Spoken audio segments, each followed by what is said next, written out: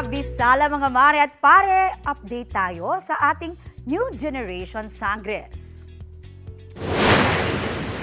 At habang buhay na mamahalin ko. Isang lalaki na umibig Bago mapanood bilang si Sangre Adamus, bibida muna si Sparkle star Kelvin Miranda sa episode ng Magpakailanman bukas, Sabado.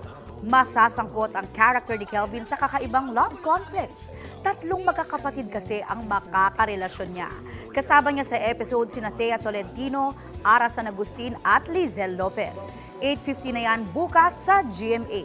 Dagdag pa ni Kevin, excited na siya na mapanood sa TV ang Encantadia Chronicles Sangre.